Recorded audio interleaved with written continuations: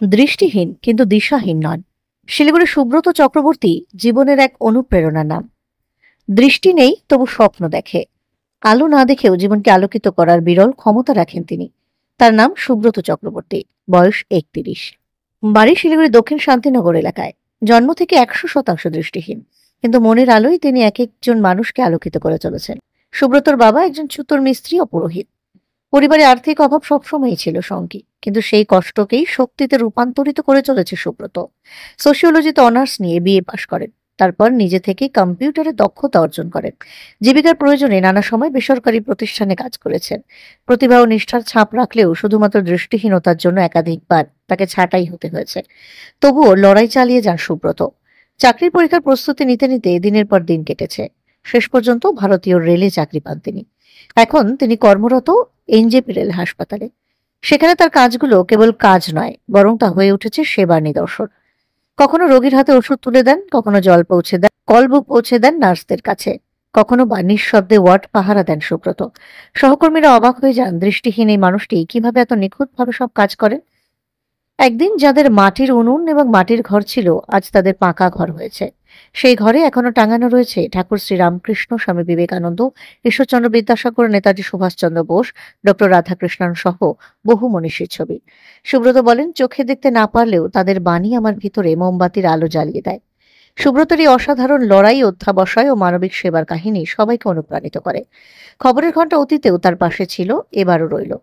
গত ২০ জুলাই রবিবার সুব্রত চক্রবর্তীকে তার অদম্য মানসিকতা, দায়িত্বশীলতা ও মানবিক সেবার স্বীকৃতিস্বরূপ সম্বর্ধনা প্রদান করে খবরের ঘণ্টা। এই প্রতিবেদন শুধু শুরু। খবরের ঘণ্টায় সুব্রতর উপর ধারাবাহিক প্রতিবেদন চলবে, যাতে তার জীবন স্মৃতি আরো অনেককেই সাহস আর আশার আলো দেখাতে পারে। সুব্রত চক্রবর্তী চোখে দেখতে পান না, কিন্তু তার মন পথ দেখায়।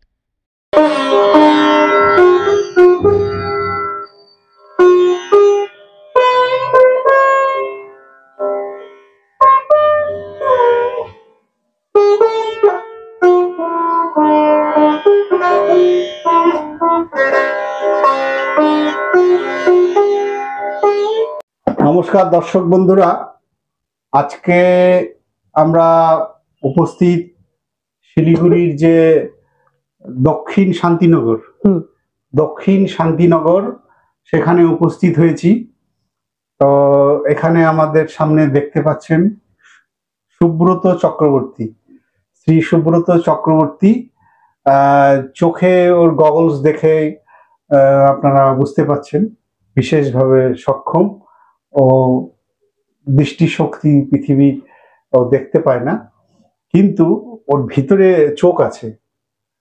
ওর ভিতরে কিন্তু চোখ আছে এবং অসাধারণ চোখ, সেটা ঈশ্বর প্রদত্ত চোখ। বহু বছর আগে, আজ থেকে প্রায় ১০-১৫ বছর হবে না, ১০-১৫ বছর তো হয়ে গেছে। আমি ওর বাড়িতে যখন প্রথম এসেছিলাম, ওর মাকে দেখেছিলাম যে মাটির উনুনে রান্না করছে। ঘর বাড়ি মাটি সব কাঁচা, ভাঙা চোরা, এবং দেখে আমার স্বাভাবিকভাবেই একটু মনে আমার কষ্ট হয়েছে এবং পরম ঈশ্বরের কাছে প্রার্থনা করেছিলাম যে ওর উন্নতি হোক। একই ছেলে বাবা মায়ের, বাবা হচ্ছেন একজন কাঠমিস্ত্রি, মা গৃহবধূ, খুব কষ্টে, খুব সংসার, অথচ একই ছেলে, তার চোখের এই সমস্যা, এটা জন্মগত সমস্যা। তাতে কি হয়েছে সেটা কোনো বিষয় না, বিষয় হচ্ছে ওর মেধা, বিষয় হচ্ছে ওর প্রতিভা। মাধ্যমিক, উচ্চ মাধ্যমিক অসাধারণ রেজাল্ট করে, কলেজ থেকে সোশিওলজিতে অনার্স নিয়েছে, এখানে গ্র্যাজুয়েশন করেছে। কম্পিউটার, আমরা খবরের ঘন্টায় অতীতে যারা খবরের ঘন্টার ফলোয়ার দেখেছেন, কম্পিউটার চালায়, দুর্ধর্ষ কম্পিউটার চালায়। বলবেন কিভাবে চালায়, সেই কিভাবে চালায় সেটাও আমরা দেখিয়েছি। কম্পিউটারে দারুণ পারদর্শী এবং কম্পিউটার শেখাতো, দিনের পর দিন কষ্ট করেছে, স্ট্রাগল করেছে, করতে করতে করতে প্রাইভেট ফার্মে ওর জন্য একে তাকে বলে আমরা কাজেরও বন্দোবস্ত করে দেওয়া হয়েছিল। কিছুদিন করছেও, নাম বলতে চাই না। ২-৪ মাস কাজ করার পরে ওকে বলছে, ওকে কাজ থেকে বন্ধ করে দিয়েছে, বলছে ও তো চোখের সামনে দেখতে পায় না, ওকে দেখে কি হবে। এরকম ব্যাপার। কিন্তু ও কিন্তু হেরে যায়নি, লড়ে গেছে। এবং আজকে ভারতীয় রেল ওকে চাকরি দিয়েছে, বিরাট খবর। ভারতীয় রেলেও চাকরি করছে। কয়েক বছর হয়ে গেল, ক বছর হলো? 5 বছর হয়ে গেছে ভারতীয় রেলে। আমাদের যে এনজিপিতে যে রেল হসপিটাল, সেই রেল হসপিটালে গেলে ওকে দেখতে পাবেন। ওখানে ও অ্যাটেন্ডেন্ট হিসেবে কাজ করছে, রোগী পরিষেবা দিচ্ছে, চোখে দেখতে পায় না। কোনো রোগীর ওষুধ যদি লাগে, কোনো রোগী জল চাইছে, সুব্রত তৈরি। কোনো ডাক্তারবাবুকে কল বুক দিতে হবে, রেল হসপিটালে যারা ভর্তি থাকেন পেশেন্টদের জন্য সিরিয়াস অবস্থা, সুব্রত কাজ করে দিচ্ছে। কখনো যদি ডাক্তারবাবুর ফাইলটা এই এই এই ঘর থেকে এই বেড থেকে ওই বেডে নিয়ে যেতে হবে, সিস্টারদের কাছে নিয়ে যেতে হবে, সুব্রত রেডি। কি সুন্দর প্রতিভা! ভাবুন, ভগবান কি সুন্দর চোখ দিয়েছে। দৃষ্টিশক্তি বাস্তবে দেখতে পাচ্ছে না, কিন্তু সব দেখছে ও। কোথায় কোন ঘরটা, কোথায় কোন ওয়ার্ড, সব চেনে 5 বছর ধরে। এবং পার্মানেন্ট চাকরি। ভারতীয় রেল কর্তৃপক্ষের যারা আছেন, আমাদের দেশের সর্বোচ্চ কর্তৃপক্ষ, তাদেরকে আমরা খবরের ঘন্টার পক্ষ থেকে অশেষ অশেষ ধন্যবাদ, কৃতজ্ঞতা জানাই যে এই ধরনের একজন প্রতিভাকে স্বীকৃতি দিয়ে তাকে চাকরি দেওয়া। অসাধারণ কাজ করছে ভারতীয় রেল, নো ডাউট। অথচ দিনের পর দিন এই সুব্রত একটা কাজের জন্য সংসারে কষ্ট, কোনোদিন উনুনে ভাত চড়েনি। কি কষ্ট দিনের পর দিন গেছে, কিন্তু হেরে যায়নি। একদিকে শিক্ষার আলো ভিতরে মোমবাতি জ্বালিয়ে রেখেছে, কম্পিউটারের মোমবাতি জ্বালিয়ে রেখেছে, তার সঙ্গে লড়ে গেছে। আজকে দুঃখ লাগে, শুনছিলাম গল্প যে রেল হসপিটাল থেকে কাজ করে যখন ও ফেরে, কখনো টোটো করে বা অটো করে, এমন মানুষ অসভ্য ইতর পশু, হ্যাঁ, ওর মোবাইলটা হাত থেকে নিয়ে চলে গেছে, হ্যাঁ, চোখে দেখতে পায় না বলে। এই ধরনের মানে মানে মানে পশুর থেকেও মানে মানে কি বলবো আর কি, ভাষা নেই কোনো। হ্যাঁ হ্যাঁ, এই ওর মোবাইলটা নিয়ে নিয়েছে, ও যেহেতু চোখে দেখতে পায় না। যাই হোক, প্রথমে ওর মা দিনের কষ্ট করে দিয়ে আসছে, এখন ওর বাবা দিয়ে আসে, বাবা নিয়ে আসে। বাবা প্রচন্ড স্ট্রাগল করছে, কাঠমিস্ত্রির কাজ, তার সঙ্গে ছেলেকে। এখন আজকে যাই হোক, অনেক কথা বলছে, অনেক কথা শুনবো। ওকে ওর জার্নি মানে শেষ করার না। দর্শক বন্ধুরা, একটা বিরাট বড় ইন্সপিরেশন। আমাদের সমাজে যেমন অন্ধকার প্রচুর, আবার অনেক মোমবাতি জ্বলছে, অনেক মোমবাতি। কদিন আগে আপনারা আকাশ ভুজেলকে দেখছিলেন খবরের ঘন্টায়, যে একটা বাম হাতটা নেই, ডান হাতটা ছোট্ট এইটুকু, আমাদের একটা আঙ্গুল, কোটি কোটি টাকার হিসেব করছে। হ্যাঁ, চার্টার অ্যাকাউন্টেন্ট ঘনশ্যাম মিশ্রের ওখানে কাজ করছে। সেই শিব মন্দির থেকে 2বার 3বার অটো টোটো পাল্টে আসে। হ্যাঁ, অসাধারণ কম্পিউটার চালায়, অসাধারণ হিসাব নিকাশ করে, ট্যালি জানে, সব জানে। এরকম অনেক মোমবাতি আছে প্রচুর, সাধারণদের মধ্যে প্রচুর ভালো মানুষ আছে, প্রচুর ভালো আছে। অন্ধকার বেশি, এই অন্ধকারটা গাঢ় হচ্ছে, মোমবাতি গুলোকে ওই জন্য বেশি করে জ্বালাতে হবে। এই সুব্রত একটা মোমবাতি, সুব্রত একটা মোমবাতি। আমাদের পজিটিভিটি নিয়ে আমরা চিন্তা করি, সব মধ্যে পূর্ণ মাত্রায় পজিটিভিটি আছে। আর আমি আরো বলছি, আজকে এসছি ওকে সম্বর্ধনা দিতে, কিন্তু কেন, এই জন্যই যে এই পজিটিভিটি গুলো চালিয়ে রেখেছে, এই মোমবাতি গুলোকে আমাদেরকে উৎসাহিত করতে হবে। ওর ঘরে এসছি, এখন ওর ঘরে সে মাটির উনুন নেই, এখন ওর ঘর পাকা হয়েছে, পার্মানেন্ট চাকরি করে, ভালো বেতন পায়, ওর বাবা মায়ের মুখে হাসি ফুটেছে। ওর বাবা মা একটা সময় ভাবতো যে কি ও ভাবতো মনের মধ্যে যে কি হবে, সংসারটার কি হবে, কিভাবে চলবে, ওর ভবিষ্যৎ কি। হ্যাঁ, ঈশ্বরে বিশ্বাস রেখেছে আর যুদ্ধ করেছে, ঈশ্বর ফিরে তাকিয়েছে। আমার খুব আনন্দ, আমি নিজেও ইন্সপায়ার্ড সুব্রতকে দেখে। আজকে ওর ঘরে এসে আমি দেখতে পাচ্ছি উপরে, আপনাদের এই ভিডিওটি দেখে নিবেন, আমি দেওয়ালের পিছনের দেওয়ালে উপরের দিকে দেখা যাচ্ছে ঠাকুর শ্রী রামকৃষ্ণ পরমহংস তোমাদের চৈতন্য হোক। সুব্রতকে দেখে আমাদের চৈতন্য হবে কিনা, ঠাকুর শ্রী রামকৃষ্ণের সেই তোমাদের চৈতন্য হোক। কল্পতরু যখন হয়েছিলেন, দেখেছেন, 1 জানুয়ারিতে ঠাকুর শ্রীরামকৃষ্ণ কল্পতরু হয়েছিলেন, আপনারা সবাই জানেন। কল্পতরু উৎসব পালন হয়। তোমাদের চৈতন্য হোক মানে ভিতরের জ্ঞান হোক, আলো জ্বালুক। সুব্রত কিন্তু তাই, ঠাকুরের ছবি আছে, ঈশ্বরচন্দ্র বিদ্যাসাগর, তার মনীষীর ছবি, নেতাজি সুভাষচন্দ্র বসু, সব দেখবেন এই ভিডিওতে।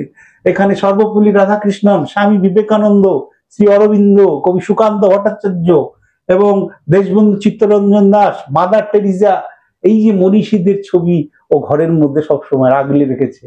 মনীষীরা ওর ভিতরে সবসময় আগুন জ্বালছে, মোমবাতি জ্বেলেছে। আজকে রেলে চাকরি করছে। দৃষ্টান্ত, ও দর্শক বন্ধুরা, দৃষ্টান্ত। হেরে গেলে চলবে না। আজকে একদল যুবক চাকরি পাচ্ছে না, ভাবছে কিছু হবে না, না হবে না, না না না হবে না, নেতিবাচক খালি নেশা করছে, মরে যাব, শেষ হয়ে যাব, ধ্বংস হয়ে যাব। না, ও কি করে করছে, ও কি করে পারলো, ও তো চোখেও দেখতে পায় না। ইন্সপিরেশন নেবেন না? শিক্ষা নেই আমাদের ভিতরে, আগুন জ্বালাতে হবে না, লড়তে হবে, ধৈর্য ধরতে হবে, সহনশীলতা বাড়াতে হবে। তো সুব্রতকে আমি কি বলে, আমি মানে ভাষা পাচ্ছি না। সুব্রত এত সুন্দর, এত সুন্দর। তো আমরা প্রথমে খাদা পরিয়ে নিচ্ছি, আরো গল্প আছে, খাদা পরিয়ে নিচ্ছি। সুব্রত, তুমি ভালো থাকো, হ্যাঁ, তোমার জীবন আরো সুন্দর হোক। হ্যাঁ, অসাধারণ একটা সুন্দর ব্রত নিয়েছে, সুব্রত, কি সুন্দর ব্রত। আজকে রেলে চাকরি করছে, দৃষ্টান্ত। এনজিপি রেল হসপিটালে গেলে ওকে দেখতে পাবেন। এখানে আমরা ওকে খবরের ঘন্টার পক্ষ থেকে আমরা এই স্মারক, মেমেন্টো, শ্রদ্ধায় ভালোবাসা আমরা তুলে দিতে চাইছি। যোগ্য একজন, ডিজার্ভ করে একদম। ভারতবর্ষের এখানে মানচিত্র এবং এখানে নেতাজি সুভাষচন্দ্র বসুর ছবি, আমাদের ইতিবাচক ভাবনার বার্তা আমরা তুলে ধরছি। Mister Subrata Chakraborty, hospital attendant at NJP railway hospital, gate Bazar, south Shantinagar, near housing complex, district Jalpaiguri. এখানে শান্তিনগর, সাউথ শান্তিনগর ওর বাড়ি। আমরা সুব্রতকে আমরা যেটা লিখেছি, dear sir, your contribution to society and country is outstanding. খবরের ঘন্টা also always gratefully remembers your cooperation. With regards, Bapi Ghosh, editor, খবরের ঘন্টা। সুব্রত, তুমি এটা ধরো। হ্যাঁ, অসাধারণ, তুমি আরো এগিয়ে যাও। দর্শক বন্ধুরা সবাই আশীর্বাদ করুন, শুভেচ্ছা জানান, ভালোবাসা জানান। এই ধরনের প্রতিভা আমাদের চাই। সুব্রত চক্রবর্তী, তার সঙ্গে ওকে একটু মিষ্টি মুখ করার জন্য আমাদের এই সামান্য সুব্রত। হ্যাঁ, এখন আমরা সুব্রতর কাছ থেকে দুটো কথা আমরা শুনবো। দর্শক বন্ধুরা, আমি খুব আনন্দে আপ্লুত যে ওর বাড়ি, ওর ঘর দেখে, আমি এত মনীষীদের ছবি দেখে, আমি সামনেই আমাদের 15ই আগস্ট স্বাধীনতা দিবস এগিয়ে আসছে দেশের। এখানে ডক্টর সর্বপল্লী রাধাকৃষ্ণন, 5ই সেপ্টেম্বর আপনারা জানেন শিক্ষক দিবস। ডক্টর সর্বপল্লী রাধাকৃষ্ণনের আদর্শ স্মরণ করে শিক্ষক দিবস পালিত হয়। আমাদের দেশের রাষ্ট্রপতি ছিলেন। তার পাশে স্বামী বিবেকানন্দ, আমরা এখানে দেখতে পাচ্ছি আমি। ঈশ্বরচন্দ্র বিদ্যাসাগর, কত বড় বড় বড় মোমবাতি, তারা সব একটা বিরাট বড় মোমবাতি। সেই মোমবাতি আজও জ্বলছে, আজও জ্বলছে। তারা নাই, কিন্তু তাদের মোমবাতি কিন্তু জ্বলছে। নেতাজি সুভাষচন্দ্র বসু, তার শ্রী অরবিন্দ, 15ই আগস্ট শ্রী অরবিন্দের আবির্ভাব দিবস, অরবিন্দের জন্মদিন 15ই আগস্ট। আপনারা জানেন শ্রী অরবিন্দের অবদান দেশের জন্য নতুন করে বলবার নয়। এখানে দেশবন্ধু চিত্তরঞ্জন দাস, কবি সুকান্ত ভট্টাচার্য। সুকান্ত ভট্টাচার্য তো জানেন যে তার যে সেই যে বিখ্যাত যে কবিতা, চলে যাব তবু আর যতক্ষণ দেহে আছে প্রাণ, প্রাণপণে পৃথিবীর সরাব জঞ্জাল, নবজাতকের কাছে আমার দৃঢ় অঙ্গীকার। হ্যাঁ, আমরা চলে যাব, আজকে আছি কাল নেই, কবে কে কবে চলে যাবে কোনো ঠিক আছে, কিন্তু কাজ করে যেতে হবে, মোমবাতি জ্বালিয়ে যেতে হবে। সুব্রতরা মোমবাতি জ্বালাচ্ছে। শিখতে হবে, ইন্সপিরেশন নিতে হবে, মোটিভেশন নিতে হবে। অনেক কথা আমি বলেছি, আরো পরে হবে। সুব্রতর কাছ থেকে একটু শুনি, তোমার জার্নি একটু আমাদের দর্শকদের শেয়ার করো। নমস্কার।